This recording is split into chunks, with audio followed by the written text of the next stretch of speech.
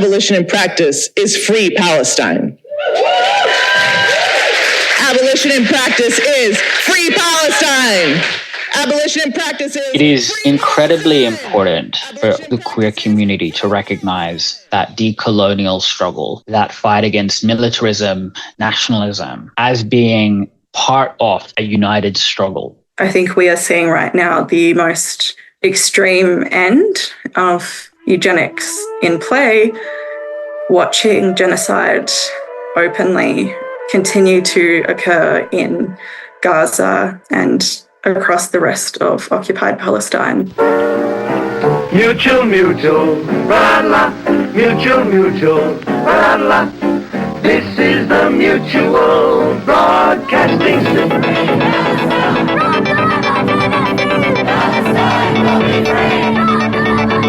What we are witnessing is the exposure of lies, that colonisation is neither benevolent or non-violent. To understand the resistance would be to understand settler-colonialism, for which mainstream media is intimately entwined with the state in this country.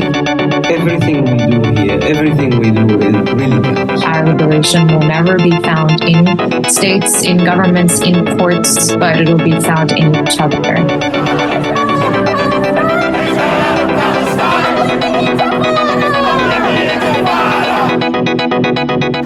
You're listening to the Justice for Palestine podcast. This podcast is produced on the unceded lands of the Yagara and Turrbal people by the Radio Reversal Collective. In this podcast, we're aiming to create a living archive of the movement for Palestinian liberation in this city and the work that organisers, activists, artists, academics, workers, parents, and everyday people are doing to challenge the genocidal project of the Israeli government. Pinkwashing sort of emerged as this attempt by Israel to portray itself as a queer-friendly haven and to say to the world, well, you can't take seriously any Palestinian claims to liberation or statehood or, to be even free from the occupation at its most basic level because Israel is better on queer rights than Palestine. And that claim has been regurgitated endlessly through the years, but it's actually based on very little actual fact. This is queer Palestinian community organiser and academic Fahad Ali, and we'll be hearing more from him shortly. In our 6th episode of the Justice for Palestine Magandjin podcast, we're deepening our understanding that until all of us are free, none of us are free, while keeping a central focus on the struggle against Israel's active, ongoing genocide of Palestinians in Gaza and continued campaigns of violence in the West Bank across occupied Palestine, as well as into Lebanon, Yemen, and Syria. In this episode, we'll unpack some of the ways in which Palestinian struggles for liberation are entangled with the struggles for disability justice, queer and trans liberation, and prison abolition. I'm Han, one of the Radio Reversal Collective who are producing this podcast, and I'm a white settler living as an uninvited guest on Yagara Yugarapul and Turrbal land. And I pay deep and abiding respect to the rightful owners of this land, to elders past and present, and to all Aboriginal and Torres Strait Islander peoples. And I stand in solidarity with their ongoing resistance to colonisation. To further situate myself in the context of this episode, I'm also queer and trans non-binary and both chronically ill and disabled. In this episode, we'll be hearing the voices of many incredible thinkers, including Wiradjuri disability justice organiser Marley Hermans, trans rights activist, author and prison abolitionist Necho Brocchi, deaf Palestinian Mazen al-Khaldi, and US-based Black lesbian immigrant survivor and abolitionist Andrea Ritchie. We'll kick off with trans woman and Magandjin-based abolitionist organiser extraordinaire Necho Brocchi, speaking late November 2023 at the Trans Day of Resistance gathering, a day of rage and action to close out Trans Awareness Week, which itself is structured around Transgender Day of Remembrance to mourn and honour the memory of trans people whose lives have been lost in acts of anti-trans violence. Necho immediately draws links with the struggles in Palestine. Free, free Palestine! Free, free Palestine! Free Palestine! Free, free Palestine! I want to acknowledge the stolen land of the Yagara and the Turrbal people here in Magandjin. I want to pay my respects to elders past, present and emerging, and to all Aboriginal and Torres Strait Islander people here today. Sovereignty was never ceded, and this always was and always will be Aboriginal land. We all know there are endless genders and identities beyond violent Western understandings. There is no trans liberation under colonisation, and as a trans community, we must stand in solidarity with sovereign Aboriginal people all over the world. We must stand against the genocide of Palestinian people. From the river to the sea, Palestine will be free. Free, free Palestine! Free, free Palestine! Free, free Palestine! Free, free Palestine! I want to start by asking you all, what does trans resistance mean to you? What does Trans Day of Remembrance mean to you? For me, resistance against police and prison brutality is the foundation of our community and our powerful history. It's Marsha P. Johnson, the black trans sex worker, throwing that brick and starting gay liberation. It's Sylvia Rivera at a 1973 Pride rally getting booed as she spoke about being beaten up and assaulted in prison as a trans woman, about losing her job and her house in the fight for liberation. Still, she showed up and she demanded her justice. Before that, it was the trans people at the Compton cafeteria in the Tenderloin region of San Francisco, coming together and refusing to take another night of abuse, overrunning the police. It's the countless acts of resistance that have happened and continue to happen every day all over the world that show us trans justice and liberation is not something that is individual, but experienced between us as a community. Once again, let it be known that we will never stop fighting for the safety and the lives of our community. Finish with the words of Musa Kaba, the father of abolitionist organiser and writer Mariam Kaba, who said failures are always lessons and that everything worthwhile is done with others, because now more than ever we need our trans resistance to be solidarity against the genocide of Palestinian people. In our resistance, in our remembrance of the trans lives this world was not ready for, is our joy, our love, our justice and our freedom. Trans love, trans joy, say it with me. Trans love, trans joy. Trans love, trans joy. Trans love, trans joy. Trans love, trans joy. Trans love, trans joy.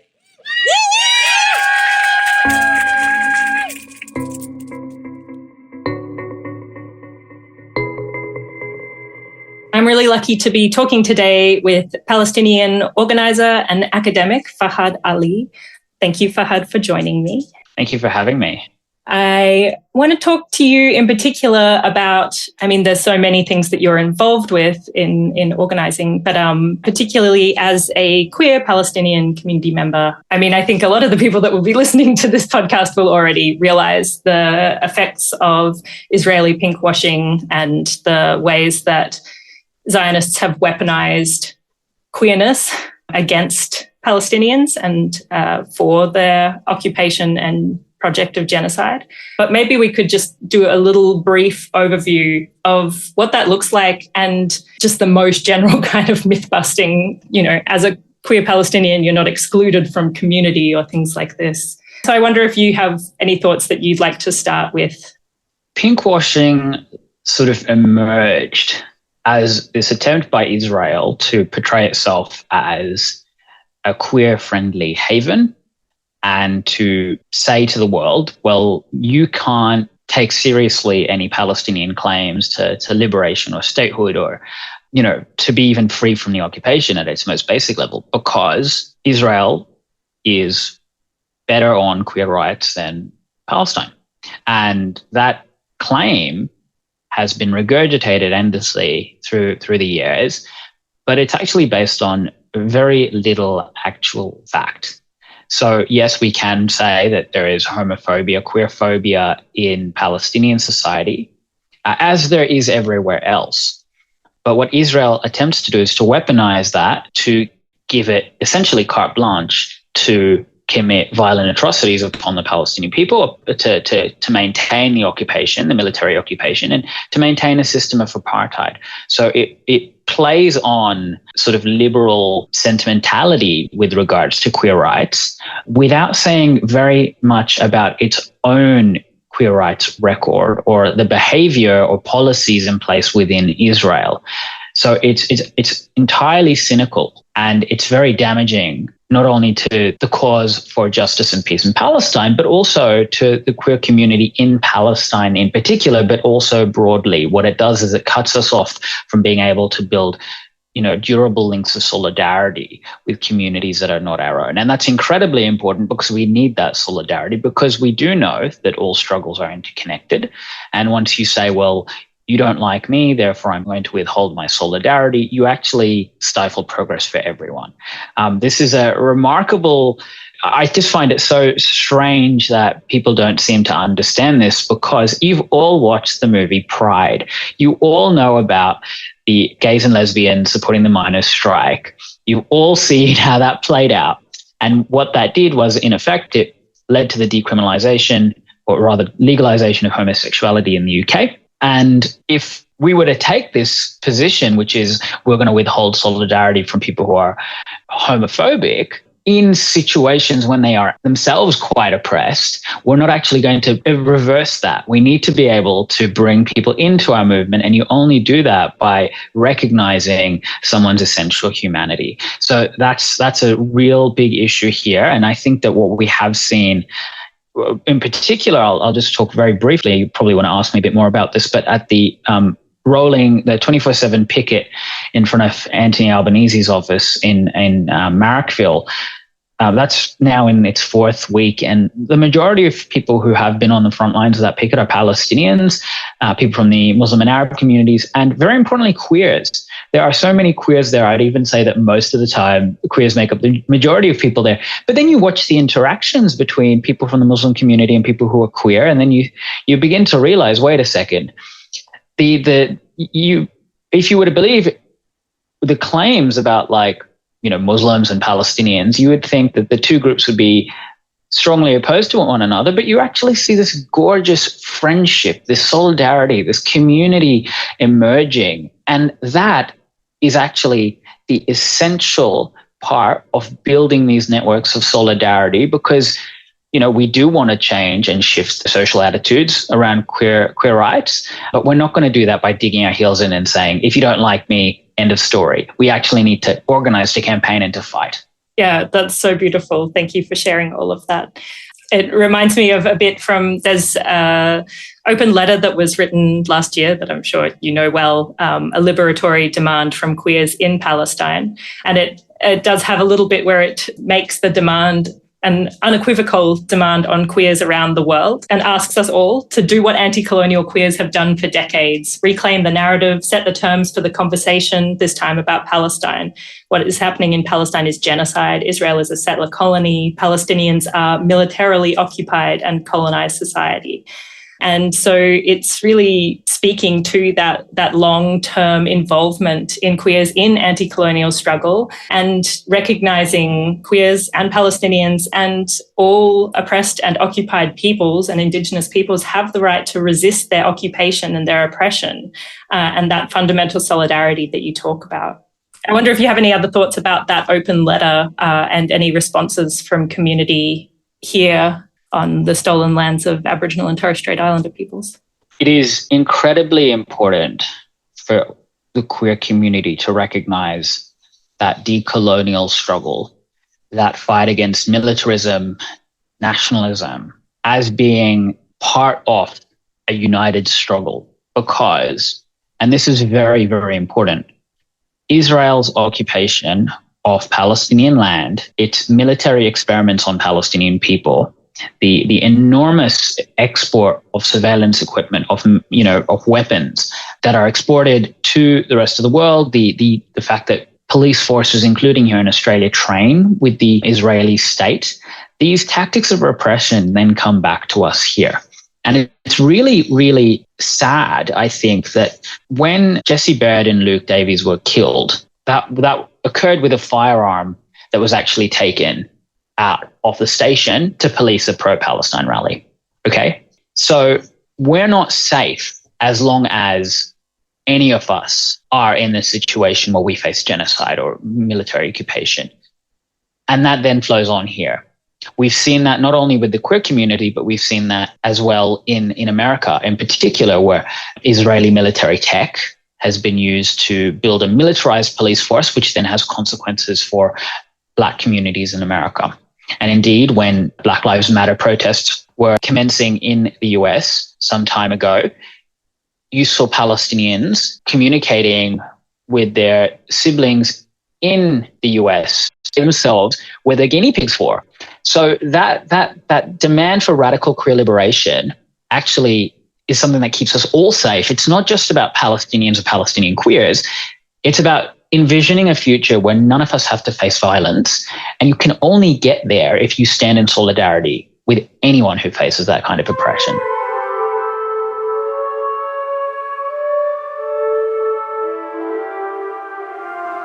Abolition in practice is free Palestine. Abolition in practice is free Palestine. Abolition in practice is free Palestine. Abolition in practice is free Palestine.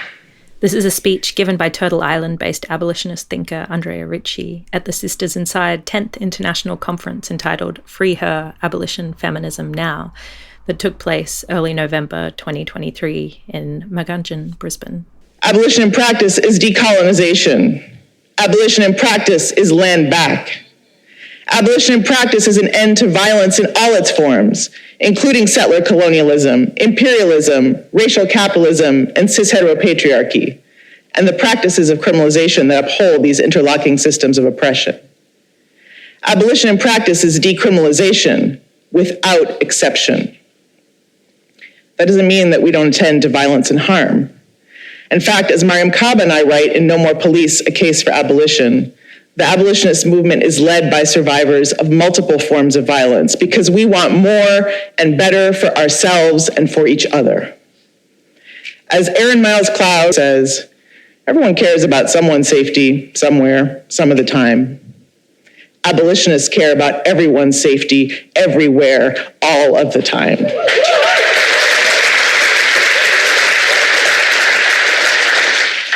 Abolition in practice is preventing, interrupting, and healing from violence and harm and transforming the conditions that make it possible. Criminalization is not a response to violence, it is violence. As Beth Ritchie, my sister in struggle, wrote, and I wrote in The Crisis of Criminalization, criminalization goes beyond the passage and enforcement of criminal laws to the designation of particular groups of people as criminal in service of producing and maintaining systems and relations of power. People like the over 2 million people of Gaza, half of whom are children, and the West Bank. Indigenous people, Black people, migrants, disabled people, trans and gender nonconforming people, or protesters, like the 61 people charged with domestic terrorism earlier this week in the United States for resisting the construction of a police training facility in Atlanta that is modeled after one used by the Israeli occupation force, dubbed Little Gaza. Criminalization is a practice of dehumanization that makes genocide possible, that makes prisons possible, that makes borders possible, that makes ripping families apart possible, that makes holding women hostage with no medical care possible, that makes sexual violence by police and prison guards and parole officers possible, including the state-sanctioned sexual violence. I mean, it's all state-sanctioned, but the state-sanctioned sexual violence of strip searches. It's what makes spit hoods possible, that makes chokeholds possible, that normalizes the everyday brutal violence of policing in prisons, that disappears people, that disappears peoples.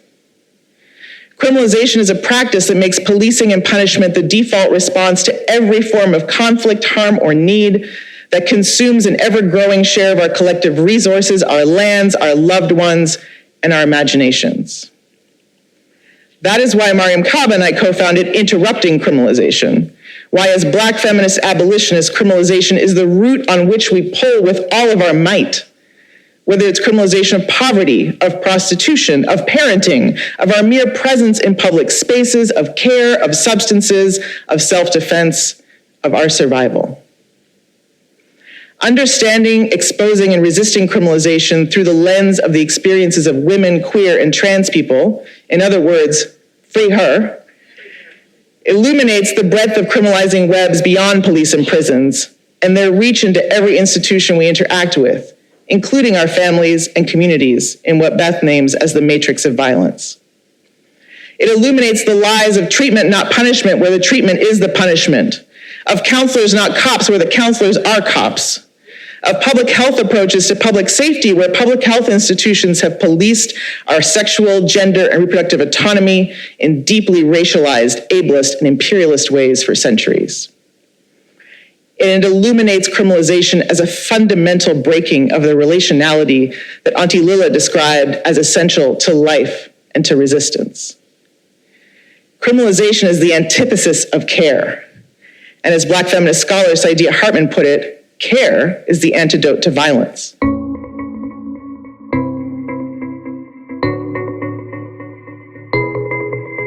Marley Hermans, she, they, is a disabled and neurodivergent Wiradjuri and European woman living in Magandjin, Brisbane, on Yagara country. Marley is an organiser, writer, community worker and socialist, deeply invested in disability justice and abolitionist work, committed to challenging ableism and the many oppressive systems it remains embedded within. We're so lucky to have Marley chat with us today about disability justice and the struggle for a free Palestine. Marley, you have drawn on the definition of ableism by Talila T.L. Lewis, which notes that all oppression, particularly anti-Indigenous and anti-Black racism, quote, is rooted in and dependent on ableism. TL furthermore notes that, quote, ableism plays a leading role in how we frame, understand, construct, and respond to race, class, gender, sexual orientation, ethnicity, nationality, criminal status, disability, and countless other identities, end quote. And then you have also written, quote, disability has never been about impairment alone. It has always been about who is considered human and who is considered disposable, end quote. And you have noted the parallels to the dehumanization logics being used by Israel to justify their occupation, apartheid, and genocidal violence, a dehumanization that is also responsible for the further mass disabling of the Palestinian population. And I'm wondering, could you speak further to the fundamental importance of disability justice in the struggle for a free Palestine? Yeah, thanks for having me on the podcast, Hannah.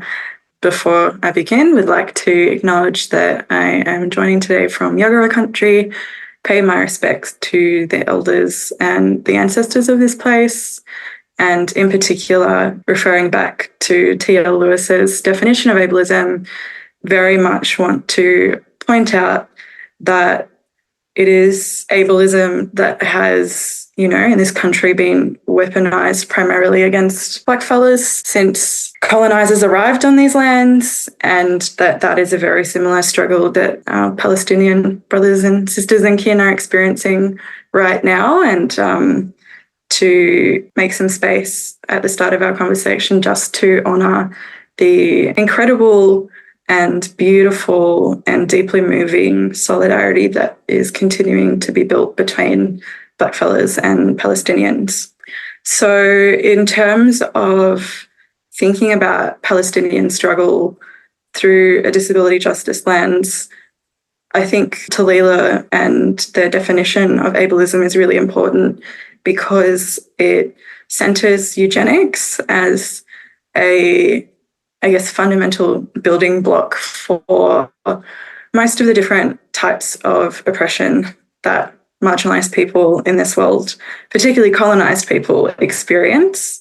This eugenic thought is very much rooted in the idea of supremacy, particularly white supremacy, and creates this kind of dichotomy of supremacy and inferiority that is used to justify not only settler colonialism and different forms of hierarchies based on race, based on impairment, based on class, sexuality, gender, etc.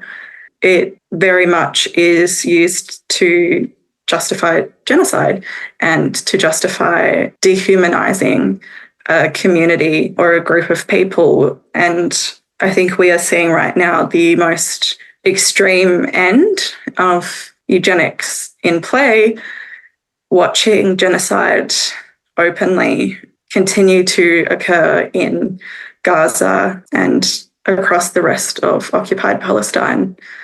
I really think the eugenics lens that disability justice provides us as community organisers, but also just as people invested in any type of anti-colonial struggle or any type of revolutionary struggle, is that it allows us to see how not only capital, but the settler-colonial state maintains itself. So we know that eugenics has always been the building block of nation building.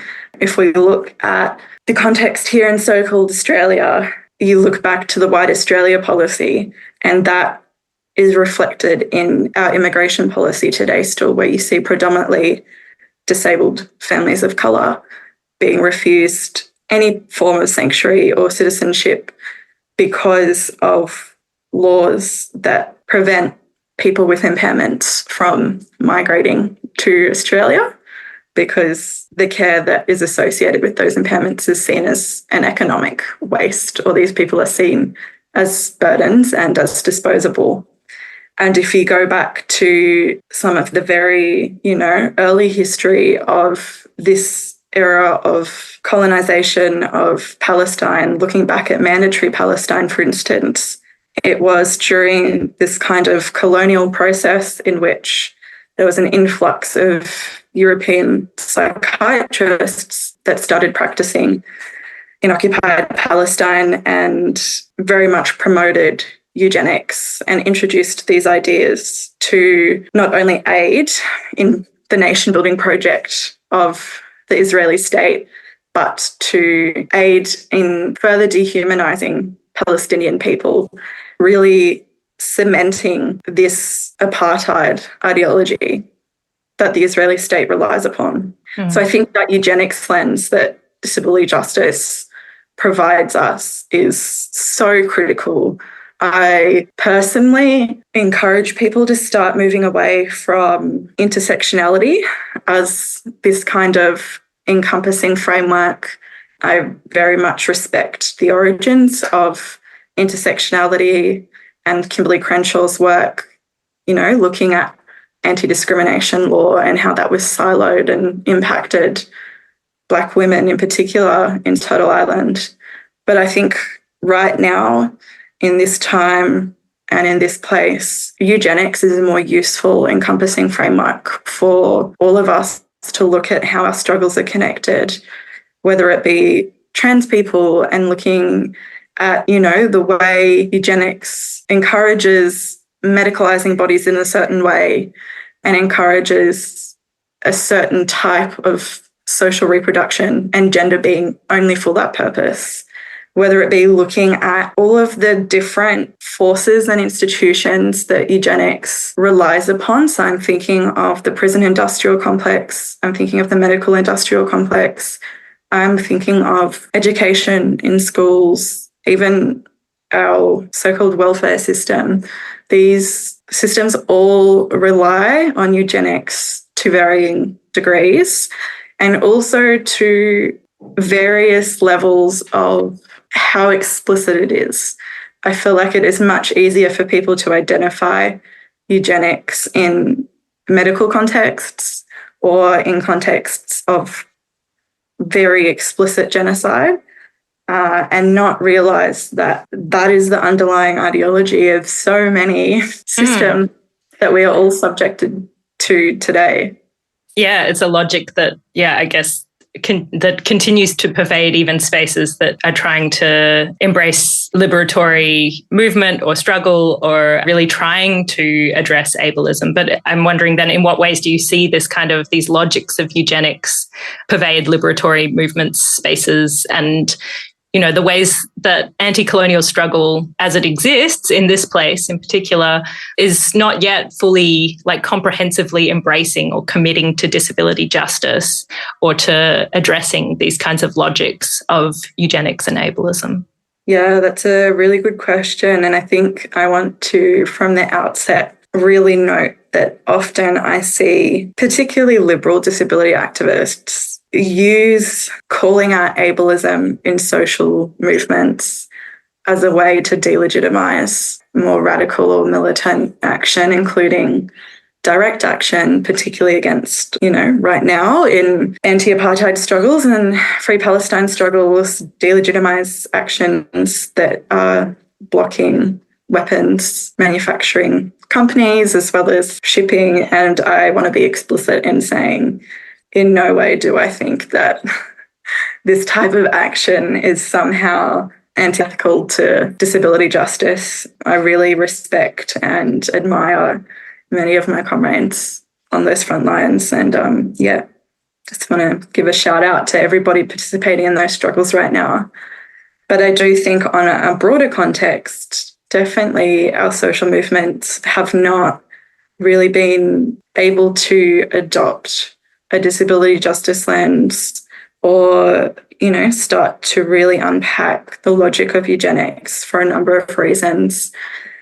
The biggest in my mind is obviously so many disabled organisers and activists are not in these spaces because either they are not physically accessible or because these spaces are actively exclusive of disabled people. There's a real straw man argument I hear where a lot of abled people in these different social movements will often claim that calls for accessibility are individualist, and that you're thinking of someone's individual needs rather than the collective needs of the space. And I think that is often, a scapegoat to not consider how do we broaden our social movements and make them inclusive, not only so disabled people can participate, but also too so that we can ensure there is space for people with caring responsibilities, whether it be for family members or children, that there is space in particular for our elders who often will have mobility issues, but also to disability justice when it is embraced in community organising and social justice movements. It demands of us a reckoning of the material conditions that a lot of us are experiencing in the here and now, not just in an abstracted way, as well as the different traumas and impairments that we all bring into the struggle. I have seen so many collectives and groups and even political parties lose their way and really struggle to, work in a way that is collaborative because people bring in their own traumas and impairments into these spaces. And instead of actually confronting that and working through it and accepting that that will always happen, but that we can use some of the lessons from disability justice to work through some of those struggles, I think it kind of just gets shut down. In particular, I really, really want to emphasize the importance of considering time and what disability justice teaches us about time.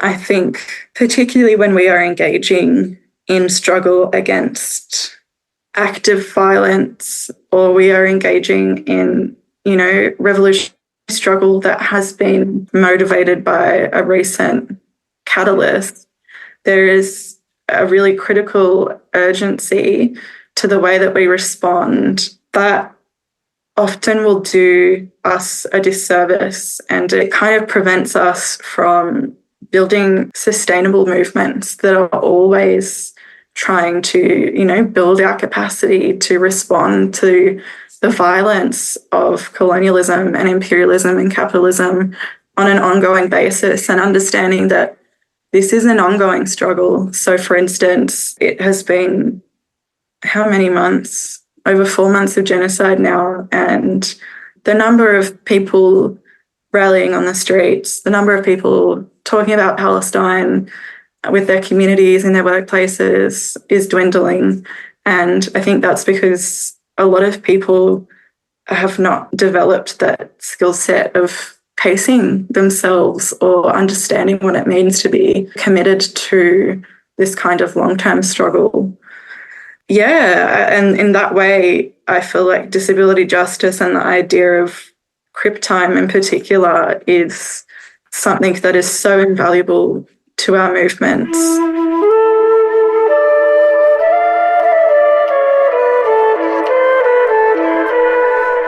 Yeah, thank you so much, Mazen, for making the time to join us for this conversation. But maybe to begin, would you be up for introducing yourself for people who haven't met you or come across your work, and I guess your relationship to the struggle for Palestinian liberation?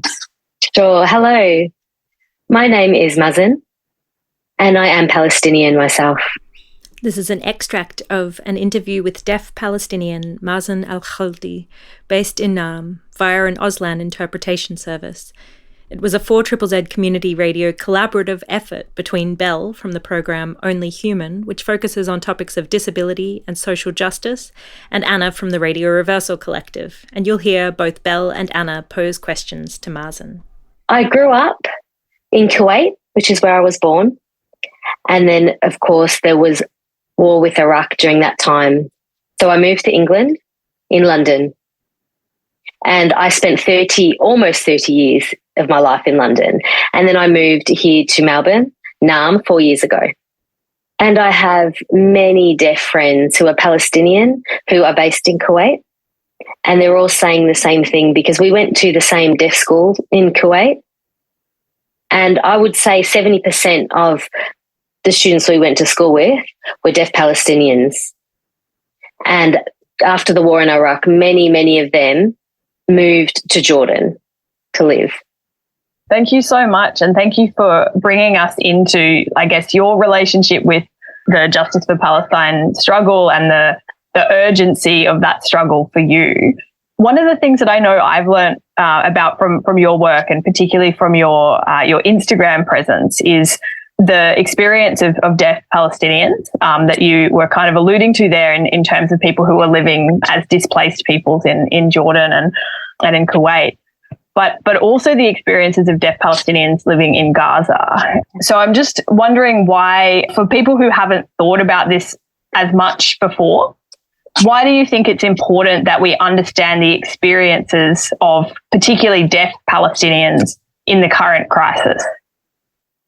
What I always think and what I come to is thinking about the deaf people and where they are in Gaza. We see often different stories on Instagram of deaf Palestinians. And one thing that really, really touches me is people not knowing about the attacks that are coming from the IDF. Some didn't even know until the prior of the more recent attacks, and they didn't know what was happening. They didn't know what had triggered it. They didn't know why Israel were doing what they were doing because they weren't having access to the information. There wasn't people there making the information accessible to them. These deaf men and Palestinian women didn't know what was going on. I'm sure now they're very much aware into what is happening now of why it is happening. And I think they now believe that what had allegedly occurred on the 7th of October. But until that point, they weren't sure what was going on. And I've seen that video. A lot of people were confused as to why the violence had suddenly started. Some disability justice activists state that genocide is a mass disabling event, that in addition to mass murder, the disabling of Palestinians is intentional. Given that the genocide did not begin on October 7th, what are some of the long-lasting or intergenerational impacts of genocide on survivors? I'm not sure what deaf people in Gaza, how they're feeling, because we haven't been able to engage directly, but I can speak to my own terms, and it is the pain, the suffering. I know what it's like to have the communication barriers because the communication is so important. We know that it's a hearing world. There are 10 to 15,000 deaf people and people with disabilities that we're aware of inside Gaza. But I have heard of 3 deaf men who have recently passed away, 2 of them being brothers who died during an airstrike, and another deaf man died as well. And I'm just not sure of what information that they're getting And they're not people that do post often on Instagram. So there's just so many other people out there that we don't know of. I could imagine deaf people wouldn't be able to see at night to communicate. With the lack of electricity, there's no way to see. They'll be worried about their safety for their family, their husbands, their wives, their children. There's a lot of concern, especially when sun goes down, of how to communicate with each other if they can't see. And I can imagine the same thing with other people with disabilities, wheelchair users and those who are blind and deafblind. And while significant infrastructure has been damaged or destroyed, how are health professionals able to care and support disabled people in Gaza? Well, what we know, what happens to deaf people when they come to hospitals, there's no communication. I know that. There are no interpreters. There may be some people who can sign. They're more likely to use a family member as an interpreter. It may be a deaf man with a hearing wife or a sibling in the family or even a child that they would need to rely on to interpret. And I just don't, it's wrong. It's truly wrong. There should be professional interpreters to provide that service. And because deaf people may not understand the more complex medical diagnoses, even things like diabetes, ADHD or autism, that information isn't made accessible. So they would struggle accessing the healthcare system because we know that the education system as well isn't accessible. You've introduced some really important reflections, which is also that the infrastructures around healthcare, but also around, for example, protest movements, often exacerbate existing forms of oppression for people with disabilities more broadly, but more specifically in this conversation, deaf people and people who are hard of hearing. So I wanted to ask you about your experiences participating in the protest movement around Justice for Palestine here in so-called Australia, and particularly your decision to make the video that I think a lot of our listeners might have seen, where you and a bunch of deaf and hard of hearing folks around the world sign Free Palestine. Can you tell us about that video and why it was important to make it? Well, there was a few reasons, mainly myself being Palestinian and being deaf as well. I've always protested. And there was many people I noticed around us saying Free Palestine in English, but they weren't seeing us as the deaf community seeing us sign that as well. And I thought one way to get the message out there is by making a video on Facebook and Instagram. And I wanted to show everybody how to sign it. So us as the deaf community, we can support Palestinians in West Bank and in Gaza, all across Palestine as well, and all other Palestinians across the globe, to show that us here as the deaf community, that we support them as well. And I think it was important as well to have deaf and hearing people involved. And that's what I wanted to see, everybody signing it. But it's not finished yet. There'll be a part 2 coming soon. Excellent. We will hold out for the part 2. I think that it's a really good way to kind of bring into the next part of the conversation, which is about your experiences of, I guess, barriers to access, particularly for the deaf community in protest here in so-called Australia. And I know there was another video that I saw that you posted of you walking in a protest march. And I wanted to understand the experience of participating in those protest movements as a deaf Palestinian organiser. And I guess what you think protest movements can do to be more accessible for the deaf community and for people who are hard of hearing. Personally, I've had very good experiences of going to the protests. I've shown that the hearing people are there, that we're there as well. And it doesn't matter the numbers, whether it's 10, 100, 1,000. We make ourselves seen as well. We have Auslan interpreters who we really value that go to the protest as well. And it's so useful for us to access the information of what the speakers are saying, so we can get that information. And then we are being seen. There is another way for the community to know that we're there. And it's not just here. I'm aware of other Auslan interpreters and interpreters globally that are making this movement accessible. We also have conversations where people ask me signs for certain things or what brought me there. And it's been really nice. I've appreciated meeting other members of the community at these protests. And we share information with each other. Maybe people didn't know what the most recent things have been happening in Gaza or the history of the occupation in Palestine. And we are able to communicate in Auslan because that's the language that deaf people need to know to understand.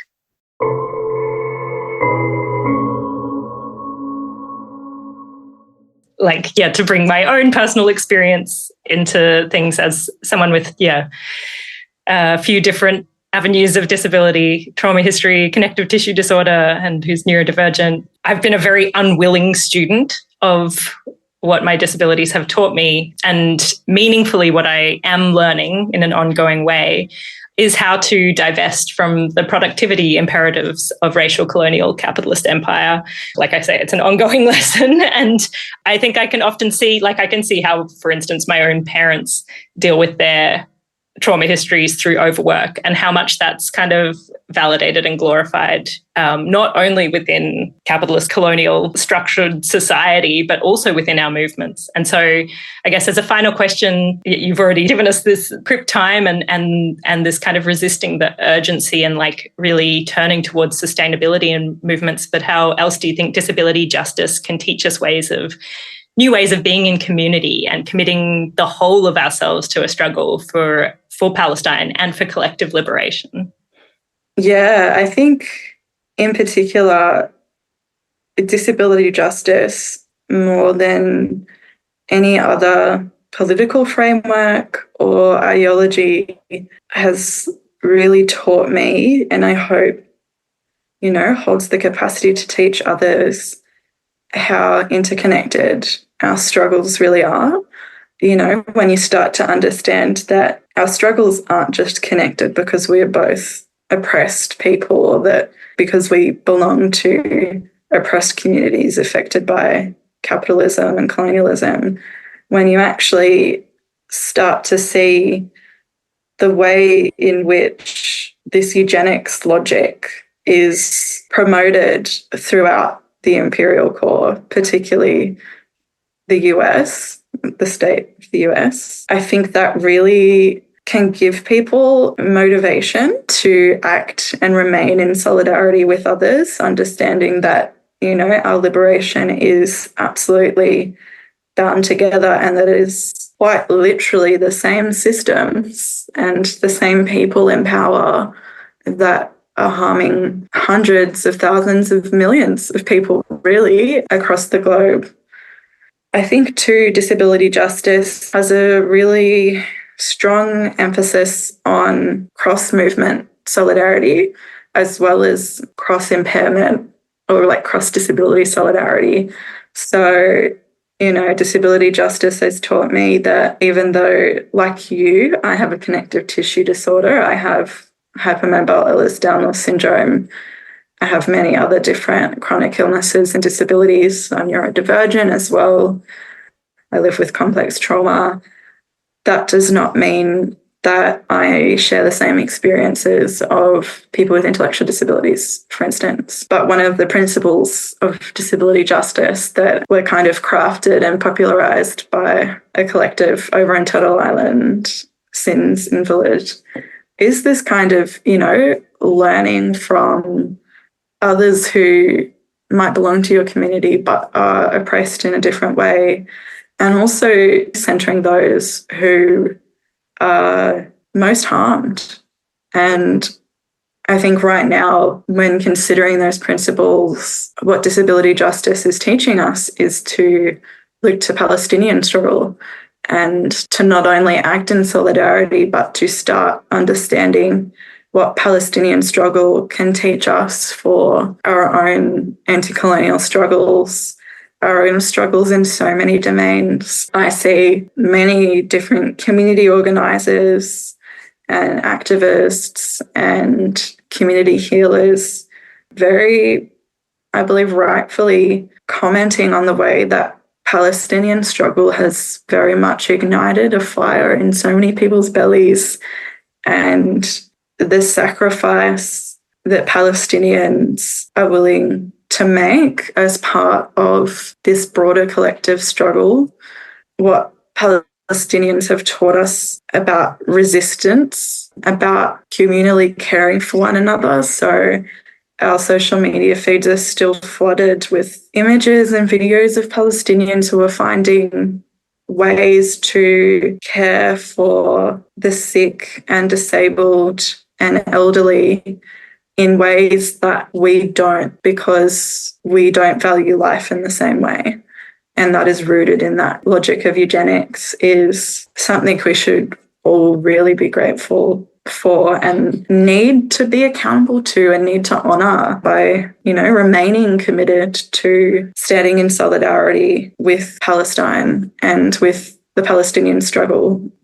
In particular, I remember in some of the earlier days of the current genocide that started after October 7th, a disability justice activist from Turtle Island, Steph Kaufman, commenting on the way a lot of people from North Gaza who were evacuating to the south of Gaza were willing to take that extra time to make sure that no one was, walking ahead of those who were wheelchair users.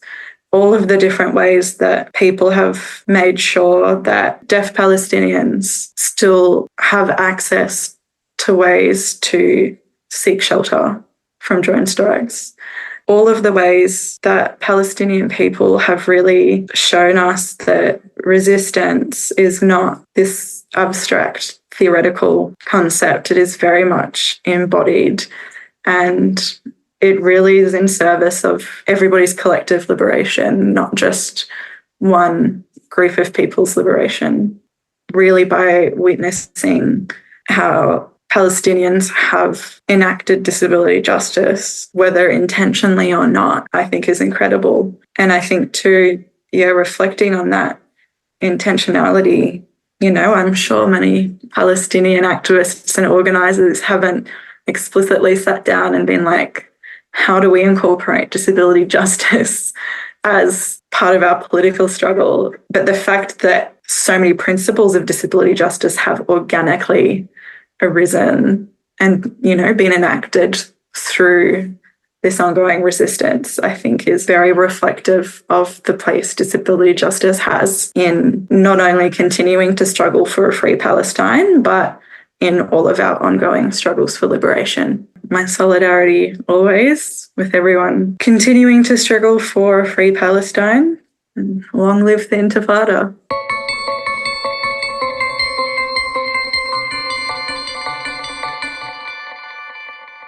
Yeah, the particular examples you bring up of the recent involvement of police officer in the murder of 2 queers from the east coast of Australia, and those links. We just also saw, the Mardi Gras parade and the kind of backflip of the management of that parade on inclusion of police. I mean, police are one of several or many, literally, settler-colonial forces that are invited to march alongside queers at that event that has this radical history of resistance, especially to police. I wasn't at the parade, and I hadn't been involved in the protests around Mardi Gras, but I think that it is really incredible to have seen how, just going back 10 years, the idea that you would have a pro-Palestine protest at Mardi Gras run by queers was, at the time, not possible. We have actually come quite a way from where we used to be. I think broadly, people in the queer community are starting to get it. And that's really fantastic, because what is also at the heart of this issue is racism, prejudice, Islamophobia, all of these things. Not one of them is the central reason for the oppression or dehumanization of Palestinians, but they all coalesce. And that racism is very alive within the queer community as well. So in a way, the movement for justice in Palestine is also an anti-racist movement that confronts our own racism internally, which is incredibly important. With the protests at the parade, I can do nothing but salute the people who are involved. I myself was at a party that night wearing my keffiyeh. And, I just had several people throughout the entire night come up to me and say, free Palestine, or offer to give me a hug or ask me, how am I doing? And that's not because I'm anyone special, but it's because being a keffiyeh now, a visible marker of Palestinian solidarity and identity, people now know what it is, and people now are mobilized to show their solidarity and support, and we need to keep building upon that. the beautiful signifier that the kafir represents, as well as being a precious object for Palestinians, but that making that solidarity visible. There's this long history for queers of like statement T-shirts. I'm wearing a Protect Trans Folks T-shirt, and the DIY screen printing and this kind of thing as part of activism. And the kafir represents something a little bit different. I think it represents that kind of solidarity that's on a different level, that is about this connection that I see at the root of chants like in our thousands, in our millions, we are all Palestinian, or the kind of statement that, Palestine is freeing us, Palestinians are freeing us, not in a way to recenter folks who are not Palestinian in the struggle, but rather to recognize that fundamental connection of the Palestinian liberation struggle with so many struggles for liberation, with the struggles against colonization, against ableism, against homophobia and transphobia and violence against queer folks, and, against violence against all peoples and oppression of all peoples. And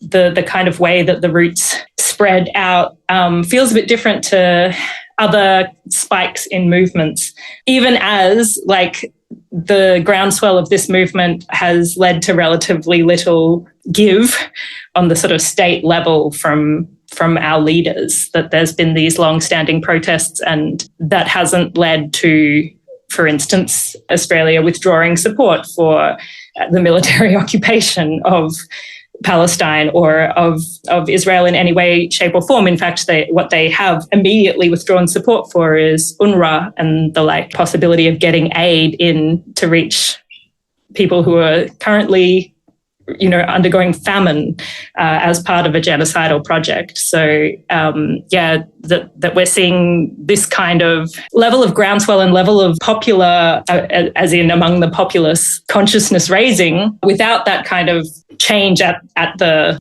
nation state leadership level. And yet that there's still this sense that something amazing is happening, even though it's not getting the wins. Which is interesting because it's a parallel to the whole same-sex marriage plebiscite situation, right? So you had a sustained movement for queer rights over a number of years. You had people in the Labour Party who were, hand-wringing and saying, oh, we can't do this, we shouldn't do this. Penny Wong herself coming out and saying it's not the time for it.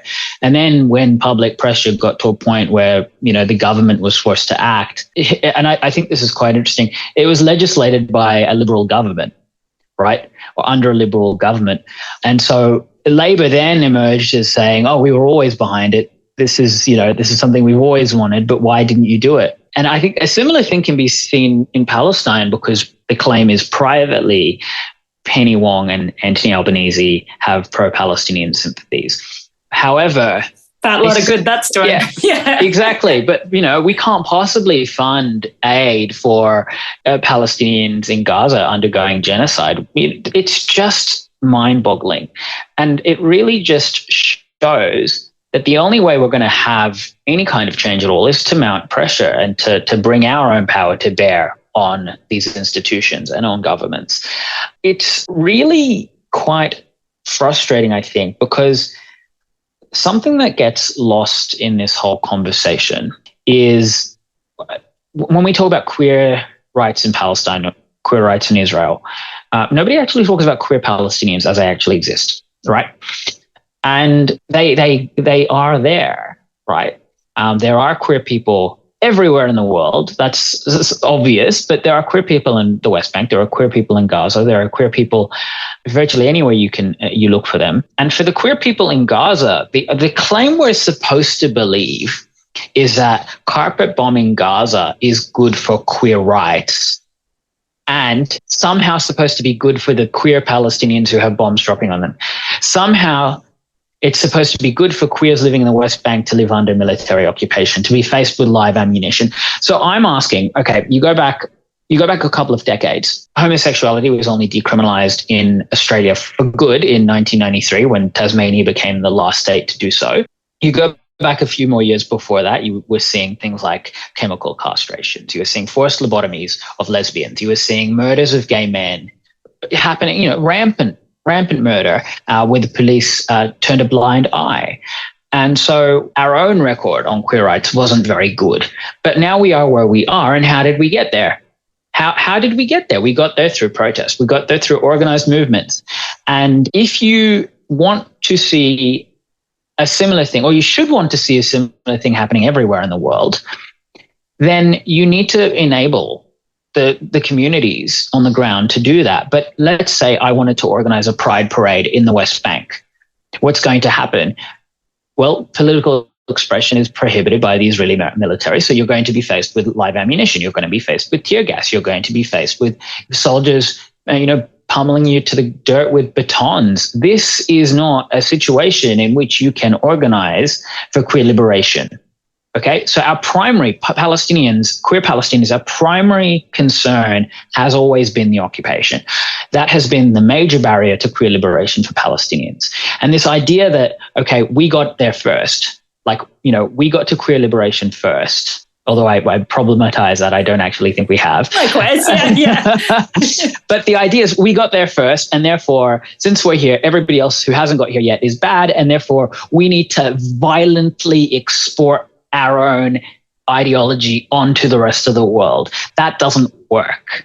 And what it does is it breeds resentment. It actually breeds, I would say, even more regressive tendencies and attitudes.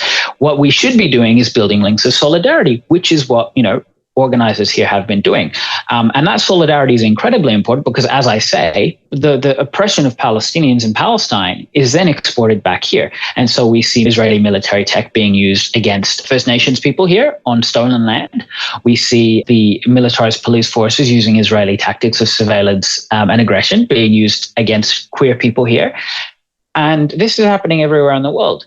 So we really we can't just think about queer Palestinians as being this mythical sort of cloud, that they actually exist and they're actually making a demand on you. And I think that's the case for queer folks who are Indigenous in many contexts. And as Prof Sandy O'Sullivan, Wiradjuri, trans non-binary professor, has said, that there's this really intense colonial project of gender and everything else, and that is applied as a tool of colonizing subjects by the invading states. And that we're now seeing this kind of progress narrative weaponized by colonial settler states and other colonizing forces and empire in general, as a way of claiming progressivism, claiming to have reached this place of liberation and open-mindedness and enlightenment first. But it's the exact same colonial attitude as has always been. So when you've got Europeans going into... Yeah, it's the exact same colonial attitude that has literally created a lot of this. Yeah. Oh, we need to bring enlightenment. I mean, you haven't changed anything. You've just replaced, one ideology for another. So now instead of being we need to colonize Africa because it's a white man's burden to raise it's the same thing, except now we're talking about it with queer rights. And queer people ought to be ashamed that we've allowed ourselves to be used in this way. We should resist it with our whole being. It's wrong. It's just wrong. Yeah, 1000%. Could not agree more.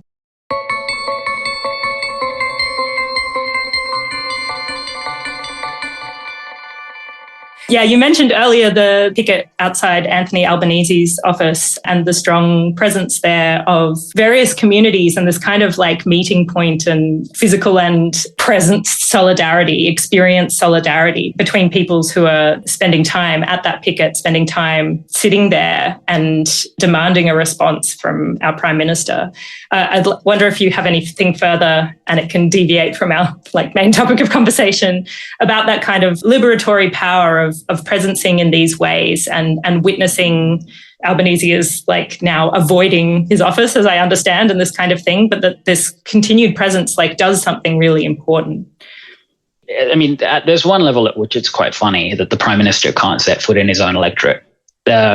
His own electorate office has been shut for 4 weeks. There's really no public access to his office. They've sort of barred the gate. And this is a Prime Minister. How embarrassing. I mean, what a flop. But, we have this visible presence.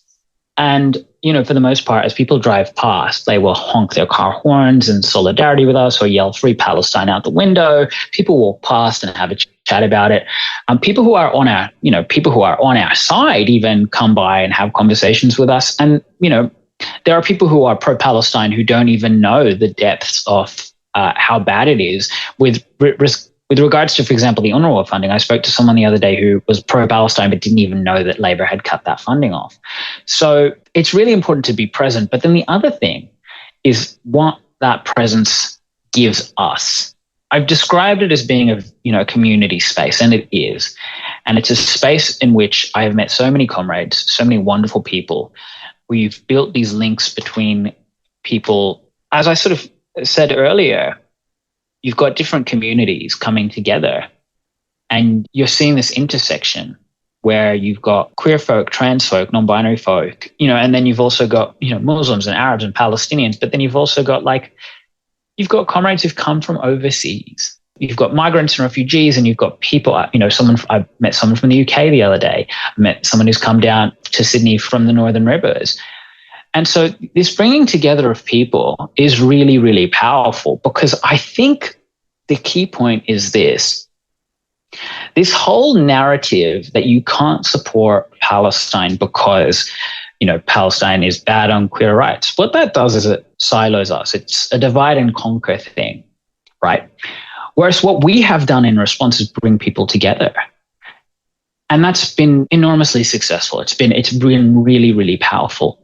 And so I think we need to ask, faced with the choice of everybody being in their own little bubble and never interacting, okay, the Arabs can go over here, the Muslims can go over here, the queers can go over there, compared to a world in which all communities can be there together in joint solidarity for a better world, what would you prefer? And I think the answer is obvious.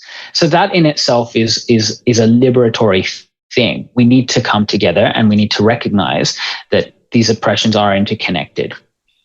Yeah, absolutely. And that, I guess the thing that strikes me about that is it doesn't have to be coming together in the form of, something like Mardi Gras, where it's a huge party, which is what, queer events often towards, this idea of it having to be this late night, loud music, lots of people. Yeah, I mean, personally, I don't find those spaces super accessible to me, for various disability reasons and capacity with sound and all of that kind of thing. But that there is so many ways to connect as queers and to connect with the things that are important to us, and to build those networks that extend far beyond the kind of limited imagination that we're provided under this colonial, white supremacist, capitalist, heteropatriarchal framework. So being able to imagine beyond that, and part of that, breaking open that imagination, is experiencing things like this. So thank you for sharing those experiences and your experiences.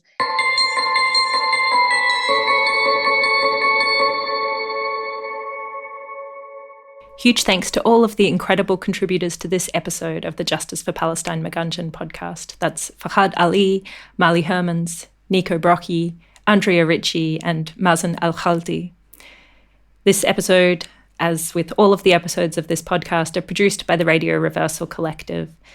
We extend our thanks to the extraordinary communities of Indigenous peoples, especially Aboriginal and Torres Strait Islander and Palestinian peoples, to communities of disabled peoples, to queer and trans peoples, incarcerated peoples, and to all those who recognise the interconnected nature of our struggles, and that truly, until we are all free, none of us are free.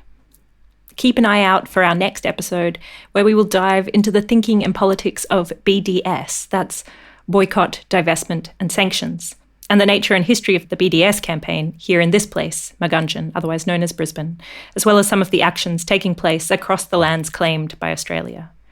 From the river to the sea, always was, always will be. Long live the Intifada.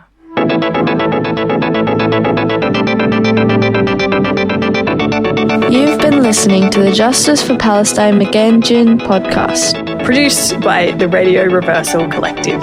Huge thanks to 4ZZZ here in so-called Brisbane for providing the space and resources for us to pull together this series. If you're interested in amplifying the struggle for justice for Palestine through your own platforms and you'd like to access the Justice for Palestine Magandjin audio archive, please let us know via our Substack, where you'll also find details about how to get involved in the struggle for Palestinian liberation right here in Magandjin.